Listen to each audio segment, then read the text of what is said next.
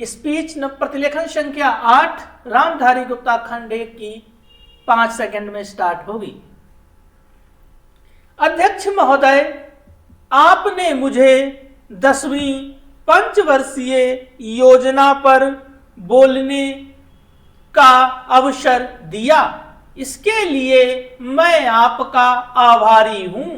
आपने मुझे कम समय दिया, इसके लिए भी आभारी हूं। अभी मेरे से पूर्व कुछ सदस्यों ने हम पर यह आरोप भी लगाया कि हम योजना में विश्वास नहीं रखते। उन्होंने तो यह भी कहा कि हमारे चुनाव घोषणा पत्र में भी उनको इस बारे में कुछ नजर नहीं आया। मैं इस बारे में यह निवेदन करना चाहता हूं कि उन्होंने कोई दूसरा घोषणा पत्र देखा, गलत घोषणा पत्र पढ़ा और उसी को हमारा घोषणा पत्र समझ बैठे। लेकिन मैं यह कहना चाहता हूं कि हमारा घोषणा पत्र इस समय मेरे पास है।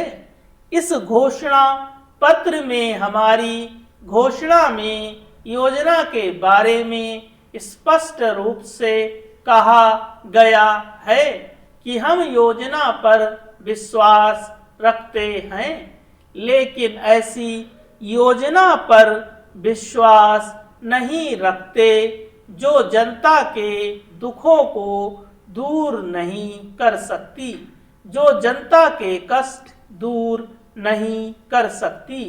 आज तक जितनी भी योजनाएं बनाई गई हैं, जिन्हें हम पहली पंचवर्षीय योजना, दूसरी पंचवर्षीय योजना और 10वीं पंचवर्षीय योजना आदि कहते हैं, और उन योजनाओं में हमने जो कुछ निर्धारित किया उनसे हम जनता के दुखों को दूर नहीं कर सके और जनता के कष्ट दूर नहीं हुए। इन योजनाओं के परिणाम भी हमारे सामने हैं। बड़े बड़े अनुभवी बैठे हैं, उन्होंने योजनाओं में काफी दोष थे,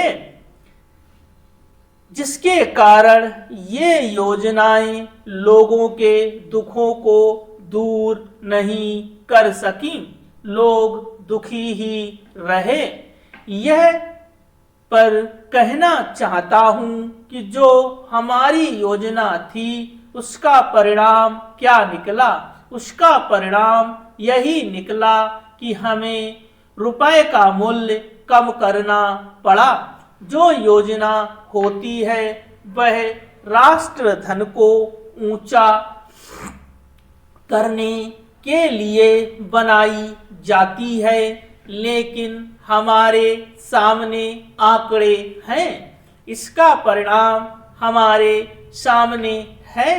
हमने अब तक 9 पंचवर्षीय योजनाएं कार्यान्वित की हैं, लेकिन हमारी प्रति व्यक्ति आय में और जीवन स्तर में अपेक्षित वृद्धि नहीं हुई है। यह दुख की बात है। मैं यह कहना चाहता हूं कि हमारा ऐसी योजना में विश्वास नहीं है जो जनता के कष्टों को, जनता के दुखों को दूर ना कर सके।